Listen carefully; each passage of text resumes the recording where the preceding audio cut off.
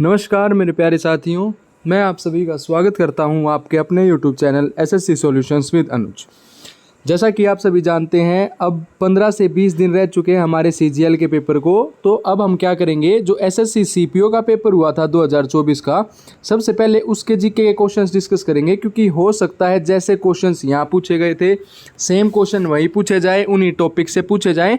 तो एक बार पहले सीपीओ का करेंगे, उसके बाद सीएचएसएल के करेंगे, फिर सिलेक्शन पोस्ट फेज 12 का जो पेपर हुआ था उसके क्वेश्चंस डिस्कस करेंगे। देखो सीपीओ के पहले इसलिए किए हैं क्योंकि हर पेपर में कम से कम आपके 50 क्वेश्चन आए थे जीके के, तो जितनी भी शिफ्ट हुई थी उनको डिस्कस करेंगे। तो आपके 200 से 300 क्वेश्चन जो हैं, जो अभी नए बने थे, वो आपके कवर हो जाएंगे। ठीक है, चलते हैं अपने पहले क्वेश्चन की तरफ। देखो भाई, पहला क्वेश्चन क्या कहता है। पहला क्वेश्चन पूछा गया था, विच of the following is not a fundamental duty of an Indian citizen. देखो सबसे पहले अगर हम बात करें फंडामेंटल ड्यूटीज़ के बारे में, तो बच्चों आपको ये चीज़ पता होनी चाहिए कि जब हमारा संविधान बना था, सबसे पहले तो आपको याद होना चाहिए 26 नवंबर 1949 को जो है, जो हमारा संविधान बन के तैयार हो गया था। एडोप्ट कब किया गया था बच्चों? एडोप्ट मतलब इसको लागू कब किया गया था? एडोप्ट आप बोल सकते हैं 26 नवंबर को। और इसको लागू कब किया गया था? इसको लागू किया गया था 26 जनवरी 1950 को। ठीक है, इसलिए 26 नवंबर को क्या मनाया जाता है? आपका कॉन्स्टिट्यूशन डे भी मनाया जाता है। कॉन्स्टिट्यूशन डे, संविधान दिवस जिसे हम कहते हैं, क्या कहते हैं? जिसे हम संविधान दिवस कहते हैं। ये भी आपने याद रखना है। उसके बाद अगर मैं बात करूं सबसे पहले फंडामेंटल ड्यूटीज़ के बारे में, तो बच्चों जब संविधान बना, जब हमारे पास एक भी फंडामेंटल ड्यूटी नहीं थी। एट प्रेजेंट आपसे पूछी जाए कि भाई साहब अब हाल फिलहाल में आपके पास कितनी फंडामेंटल ड्यूटीज़ हैं, तो एट प्रेजेंट अगर मैं बात करूं तो आपने याद रखना है अब हमारे पास कितनी फंडामेंटल ड्यूटीज़ हैं। 11 फंडामेंटल ड्यूटीज़ हैं। एट प्रेजेंट कितनी है? तो बच्चों एट प्रेजेंट हमारे पास कितनी फंडामेंटल ड्यूटी हो जाएंगी? 11 फंडामेंटल ड्यूटी हो जाएंगी। देखो यहाँ से किस प्रकार का आपका क्वेश्चन बनता है। सबसे पहले आपसे पूछेगा फंडामेंटल ड्यूटीज़ जो हैं वो किस संविधान से ली गई हैं। तो ये बच्चों आपकी यूएसएसआर, जिसे हम कब क्या कहते हैं, अब रशिया कहते हैं, तो ये आपकी रशिया के संविधान से ली गई हैं।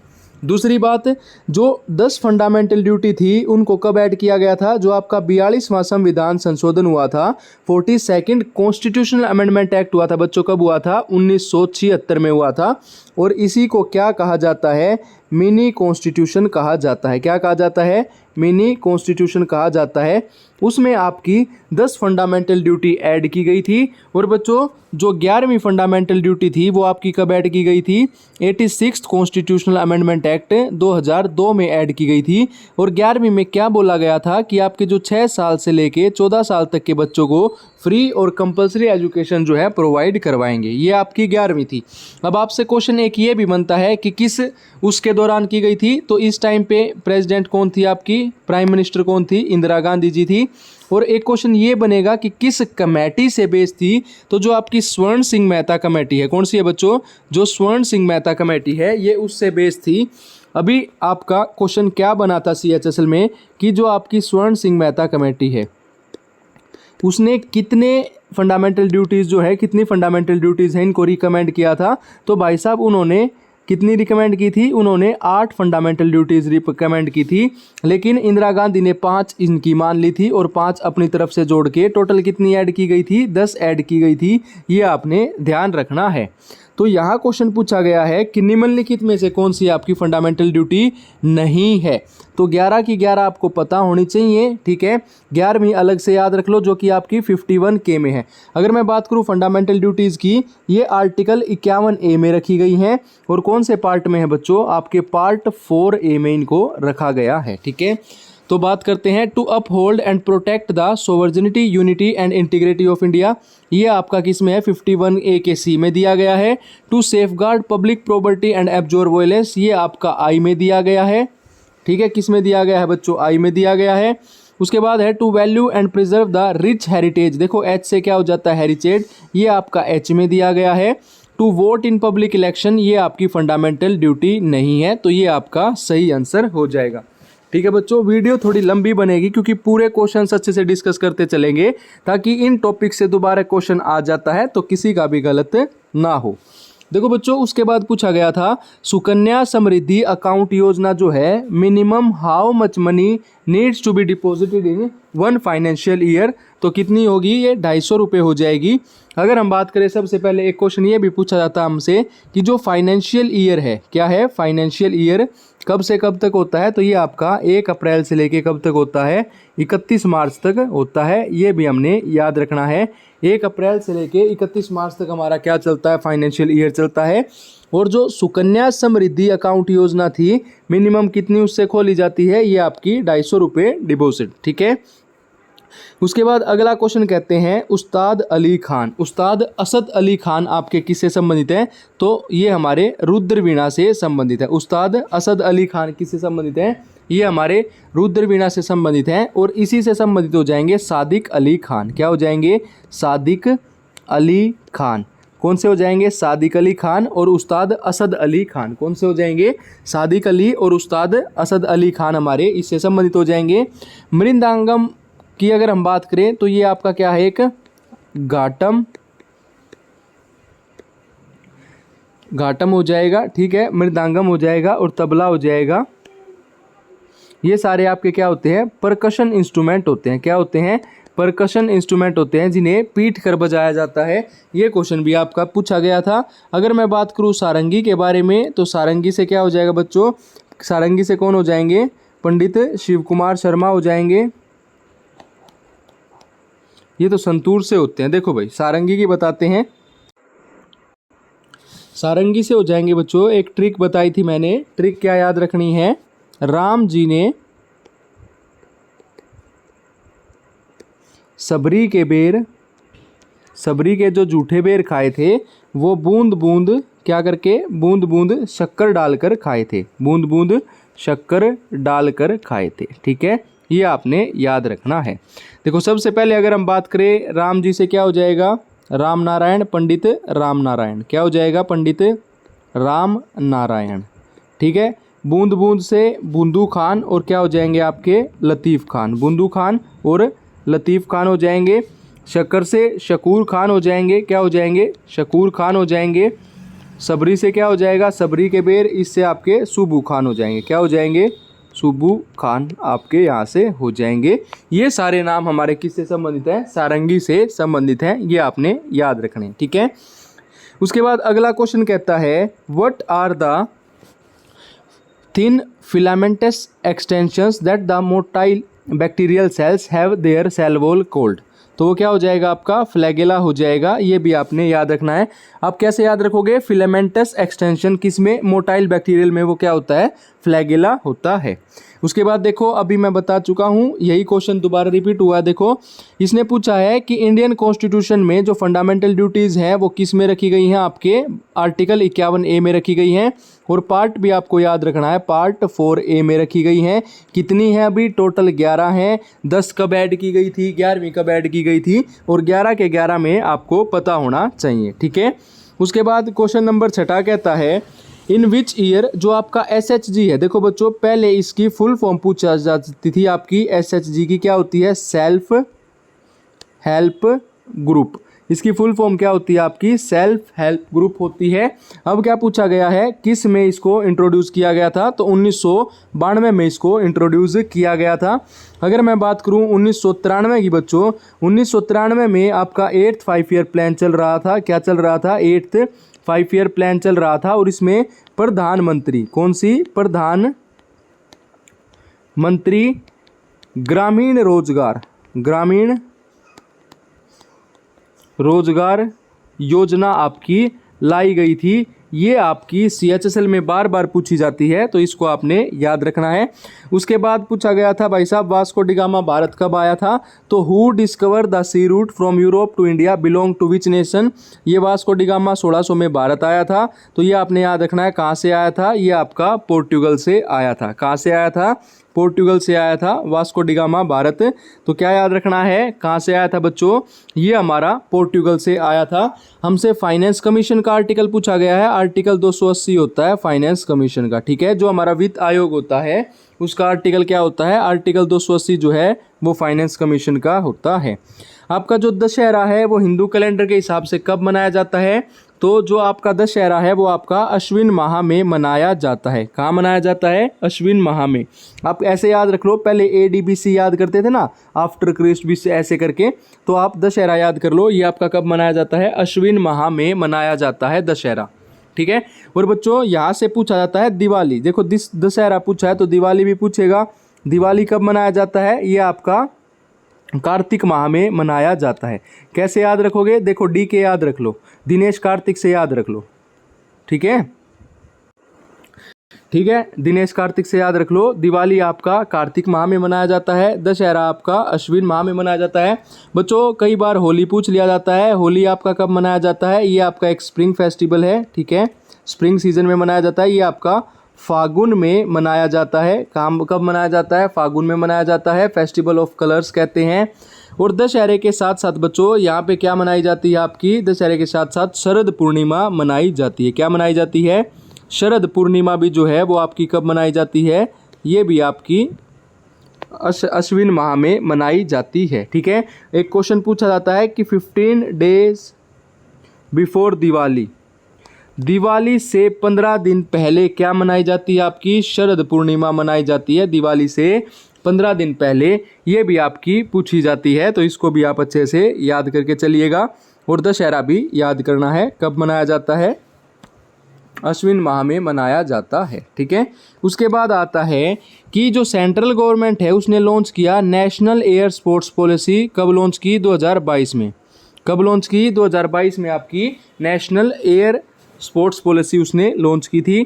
अगला क्वेश्चन कहता है चंद्रगुप्त मौर्य के दरबार में सेलुकस I ने किसको भेजा था? मैगस्थनीज को भेजा था। और इस मैगस्थनीज ने एक पुस्तक भी लिखी थी। कौन सी पुस्तक लिखी थी?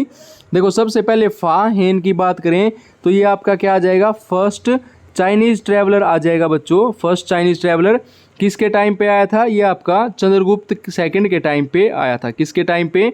जो चंद्रगुप्त सेकंड था उसके टाइम पे आया था। उसके बाद अगर हम बात करें अल-बरूनी ने एक पुस्तक लिखी थी। कौन सी लिखी थी? एक अबुल फजल था, अबुल फजल, जिसने कौन सी लिखी थी? N.A. अकबरी, N.A. अकबरी, या इसको क्या कहा जाता है बच्चों? अकबरनामा कहा जाता है। ये किसने लिखी थी अकबरनामा? ये अबुल फजल ने लिखी थी। और अल-बरूनी ने कौन सी लिखी थी? इसने लिखी थी बच्चों किताबुल हिंद, जो है वो किसके द्वारा लिखी गई थी? किताबुल हिंद, ये इसके द्वारा लिखी गई थी। ठीक है, ये आपने ध्यान रखनी है।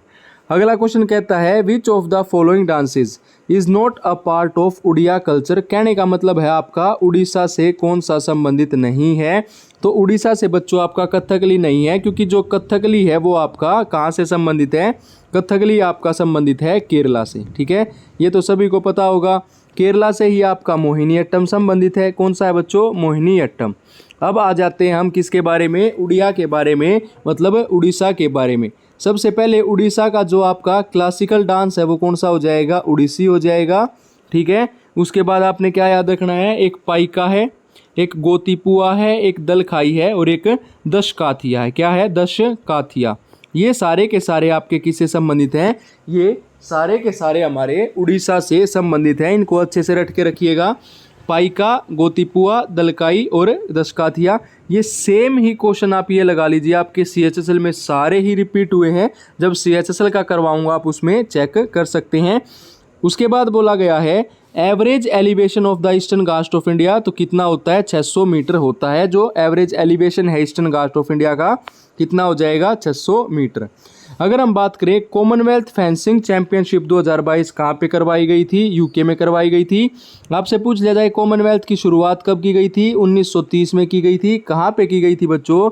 हैमिल्टन कनाडा में की गई थी। कहाँ पे की गई थी? हैमिल्टन कनाडा में इसकी शुरुआत की गई थी। ये भी आपने ध्यान रखना है। ठीक है। अगला क्वेश्चन क्या कहता है? अगला क्वेश्चन कहता है Who among the following was the pioneer of widow remarriage in Maharashtra, started girls school in Pune along with his wife? तो 1848 में बच्चों अपनी पत्नी के साथ इन्होंने एक गर्ल्स स्कूल खोला था। किसने खोला था? ज्योतिबा फुले। ज्योतिराव गोविंदा फुल्ले, ज्योतिबा फुल्ले कहते हैं भाई, ज्योतिराव याद रख लो, कुछ भी कर लो, ठीक है। अगर हम बात करें, इन्होंने खोला था और इनकी जो वाइफ थी उनको क्या कहा गया था, फर्स्ट इंडियन फीमेल टीचर के नाम से जाना गया था। इन्होंने एक पुस्तक लिखी थी बच्चों, गुलामगिरी। कौन सी पुस्तक लिखी गई थी? गुलामगिरी लिखी गई थी। किस भाषा में लिखी गई थी पूछा जाता है, मराठी लैंग्वेज में लिखी गई थी, ठीक है। कब लिखी गई थी? 1873 में लिखी गई थी, ये आपने याद रखना है। इन्होंने एक समाज की स्थापना भी की थी बच्चों, सत्याशोधक समाज। किसके बारे में? सत्याशोधक समाज के बारे में इन्होंने बताया था। अबोलिशन ऑफ कास्ट के बारे में, जो ये भेदभाव होता है इसके बारे में इन्होंने इस समाज की स्थापना की थी। ये सेम क्वेश्चन आपका CHSL में भी रिपीट हुआ है, तो इसलिए कह रहा हूँ कि CPO CHSL के जो पेपर हुए हैं उनको पहले अच्छे से कर लीजिए ताकि CGL में आसानी हो, ठीक है। उसके बाद यहाँ से देख लेते हैं, एक महात्मा गांधी के बारे में अब की बार 100% क्वेश्चन बनेगा, क्योंकि अभी भी बना है। तो जो वायलेंस डे है, कौन सा है? वायलेंस नहीं बच्चों, नॉन वायलेंस हो जाएगा। ये आपका कब मनाया जाता है? 2 अक्टूबर को मनाया जाता है नॉन वायलेंस डे, ठीक है। इनका जन्म पूछा गया था, कहाँ पे हुआ था? पोरबंदर गुजरात में हुआ था। कहाँ पे हुआ था? पोरबंदर गुजरात में इनका जन्म हुआ था, ये भी आपने ध्यान रखना है। BR अम्बेडकर की बात करें तो आर्टिकल 32 को इन्होंने क्या कहा था? हार्ट एंड सोल कहा था, ठीक है। क्या कहा था बच्चों? Heart and soul of Indian constitution कहा था। उसके बाद अगर BR अम्बेडकर की बात करें तो ये पहले लॉ मिनिस्टर रहे थे अपने, क्या रहे थे? लॉ मिनिस्टर, ठीक है। इनकी पुस्तक क्या थी बच्चों? इनकी पुस्तक थी waiting for visa, waiting for visa, visa का वेट कर रहे थे। एंड एक पुस्तक इनकी सबसे ज़्यादा इंपॉर्टेंट है, बुद्धा एंड इट्स धामा। क्या थी बच्चों? बुद्धा एंड इट्स धामा इनकी पुस्तक का नाम था, ये आपने याद रखना है। अगर हम बात करें, एक ट्राइबल डांसर हैं, बाइगा कम्युनिटी के हैं, जिनको पद्म श्री अवार्ड दिया गया था 2022 में, वो आपके हो जाएंगे अर्जुन सिंह ध्रुवे। क्या कौन हो जाएंगे? अर्जुन सिंह ध्रुवे बाइगा कम्युनिटी से संबंधित है और पद्म श्री दिया गया था 2022 में। अगर हमसे पूछा जाए हाइड्रोकार्बन का नाम बताना है, स्ट्रक्चरल फॉर्मूला। देखो बच्चों, एक सीधी चेन है, अगर एक सीधी चेन आपको दे दी जाती है, उसमें कहीं भी कोई वो कार्बन या एटम कुछ भी नहीं जुड़ा होता, तो उसमें कभी भी ये 2 मिथाइल पेंटेन ये कभी भी नहीं आते, क्योंकि सीधी चेन है वो आपकी N से बनेगी। N से भी कैसे? कार्बन देखो, 1 है, 2 है, 3 है, 4 है, 5 है और 6 है, और 6 के लिए रूट वर्ड क्या होता है? हेक्स। तो ये क्या हो जाएगा? N हेक्सेन हो जाएगा। देखो ये 2 3 जब आते हैं बच्चों, जैसे मैं मान लूँ इसको मैंने ऐसे लिख दिया CH3 CH2, ऊपर एक CH2 जोड़ दिया, एक CH2 यहाँ जोड़ दिया, ऐसे अगर मैं इसको जोड़ दूं तो ये N की कन्वर्शन में आते हैं। अगर आपको सिंगल चेन दे दी गई है तो सीधा कार्बन गिनिए और उसके हिसाब से लगा दीजिए। अगर आपका सिंगल बॉन्ड है, सिंगल बॉन्ड क्या होता है? एल्केन होते हैं बच्चों। देखो आगे ये इसी पेपर में पूछा जाएगा, एल्केन। एल्केन क्या होते हैं? आपके सिंगल बॉन्ड होते हैं, क्योंकि इनका फॉर्मूला क्या होता है बच्चों? फॉर्मूला होता है CnH2n+2। आपसे एल्कीन का अगर फॉर्मूला पूछ लिया जाए तो एल्कीन का फॉर्मूला होता है बच्चों CnH2n होता है, और अगर आपसे एल्काइन का फॉर्मूला पूछ लिया जाए तो एल्काइन का होता है CnH2n-2। ये आपका एल्काइन का फॉर्मूला होता है, ठीक है। ये चीज़ आपने ध्यान रखनी है भाई साहब, ये चीज़ पूछी जाती है बार बार, ठीक है। उसके बाद अगला क्वेश्चन कहता है, as per article dash of the Indian constitution, जो काउंसिल ऑफ मिनिस्टर्स हैं वो कलेक्टिवली रिस्पॉन्सिबल होते हैं लोकसभा के। तो ये आपका आर्टिकल 75 का तीसरा बताता है कि आपका जो काउंसिल ऑफ मिनिस्टर हैं वो किसके कलेक्टिवली रिस्पॉन्सिबल होते हैं? आपकी लोकसभा के रिस्पॉन्सिबल होते हैं। देखो यहाँ से क्या याद रखना है, COM की अगर हम बात करें, POM PM और COM के बारे में अगर हम बात करें तो इनके आर्टिकल आते हैं आपके आर्टिकल 74 और आर्टिकल 75, ठीक है। 74 में प्राइम मिनिस्टर के बारे में बोला गया है, ठीक है।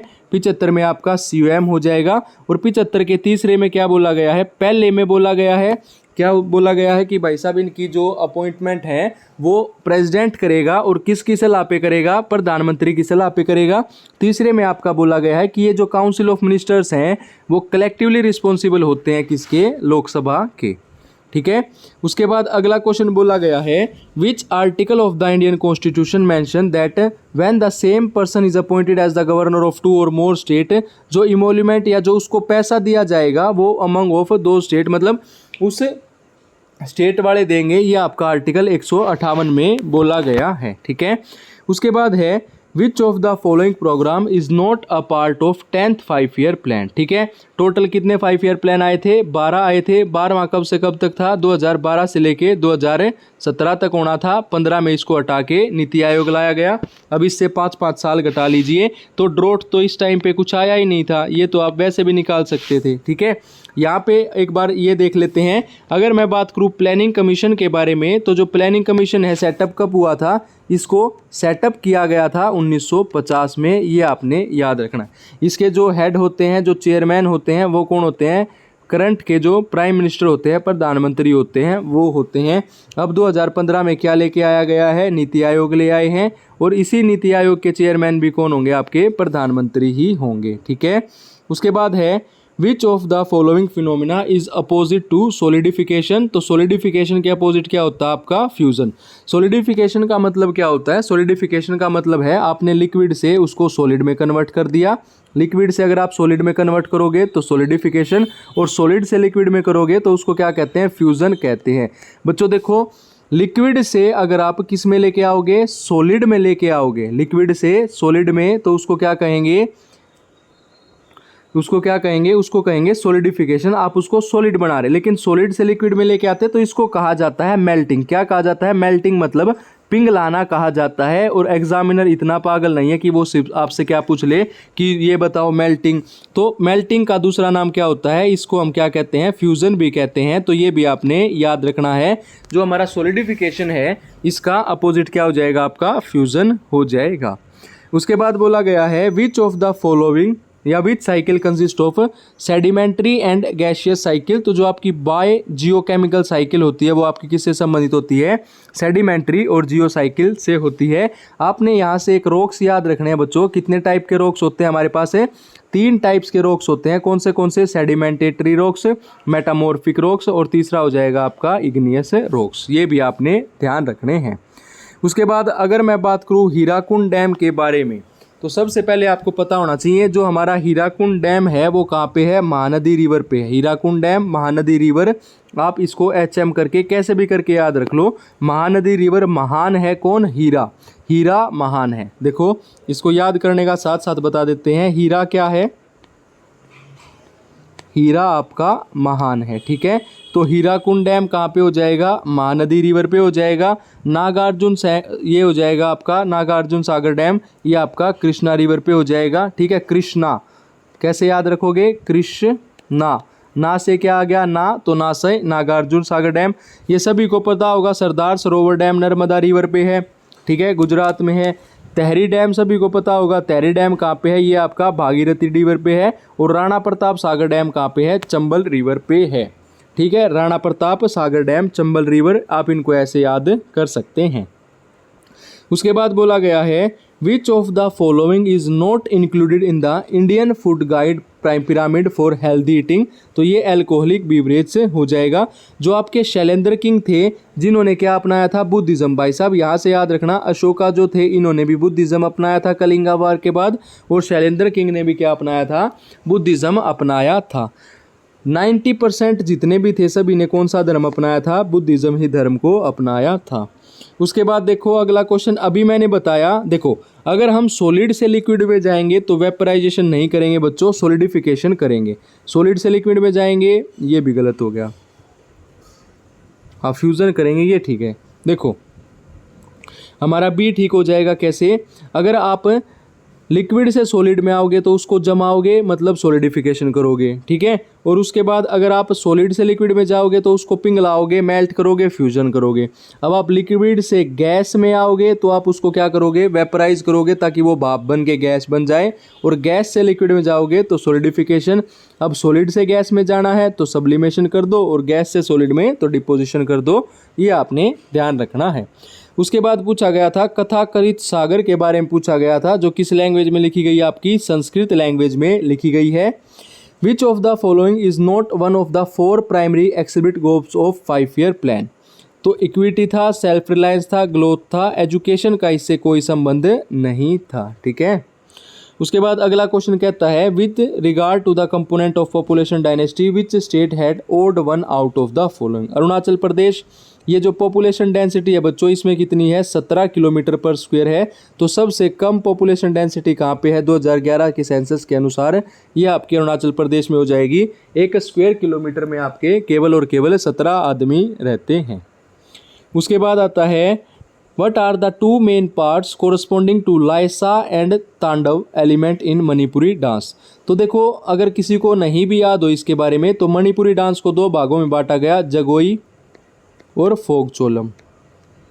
ये आपने याद रखना, इन्हीं का मतलब क्या होता है, लयसा और तांडव। तांडव करोगे चोलो और ये जगोई, ठीक है, ये आपने ध्यान रखना है। अब आपसे पूछा गया है which of the following state has the lowest literacy rate. तो सबसे कम लिटरेसी रेट कहाँ पे है, बिहार में है।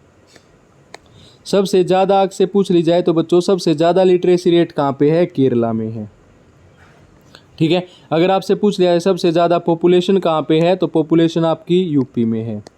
ठीक है, सबसे कम कहाँ पे होगी, ये आपकी केरला में होगी। कम कहाँ पे होगी, कम सिक्किम में है शायद, हाँ कम तो सिक्किम में हो जाएगी भाई साहब। ठीक है, सबसे कम पॉपुलेशन सिक्किम में। ठीक है, अगर आपसे पूछ लिया है सबसे ज़्यादा लिटरेट की बात की जाए तो सबसे ज़्यादा पढ़ा लिखा डिस्ट्रिक्ट भी बताएंगे। लिटरेट में केरला आपकी स्टेट हो जाएगी। ठीक है, सबसे कम यहाँ इसमें बिहार आ गया। डिस्ट्रिक्ट याद रखना है भाई साहब, डिस्ट्रिक्ट कौन सा हो जाएगा, सेरचिप डिस्ट्रिक्ट मिजोरम। कौन सा हो जाएगा, सेरचिप डिस्ट्रिक्ट, जो कि आपका कहाँ का है, मिजोरम का है। ये आपने याद रखना है, पूछा जाता है। ठीक है, उसके बाद है अगला क्वेश्चन कहा गया है who among the following is the author of the book the guide. The guide के ऑथर कौन है, R.K. नारायण। ऐसे याद रख लो, वो नारायण करके उन्होंने क्या बनाई, एक गाइड बनाई। उसके बाद है श्यामा मानी देवी जिनको पद्म श्री दिया गया 2022 में, वो हमारी उड़ीसी डांस से संबंधित है। मायाधर राउत के बारे में याद रखना, क्या याद रखना है, मायाधर राउत। कुंचू कुरूप, क्या याद रखना है, कुंचू कुरूप। मायाधर राउत, कुंचू कुरूप, ये आपने याद रखने हैं। ये आपके किससे संबंधित हैं, उड़ीसी डांस से संबंधित है।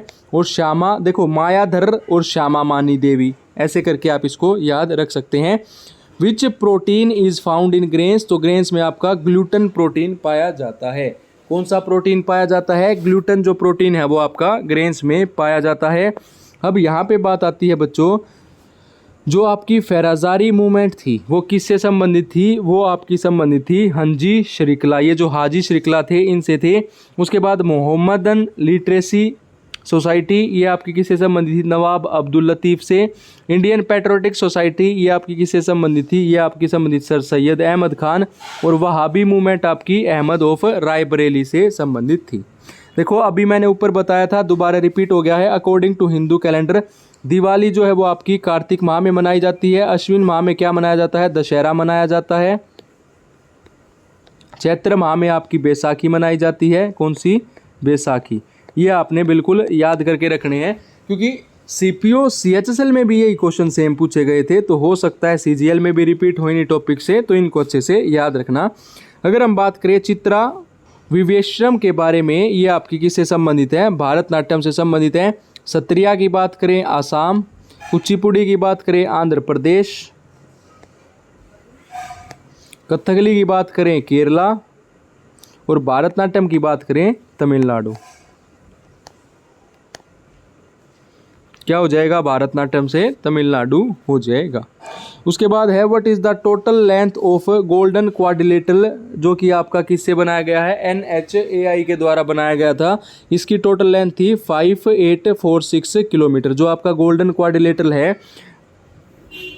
ठीक है, इसकी लेंथ आपने याद रखनी है 5846 किलोमीटर।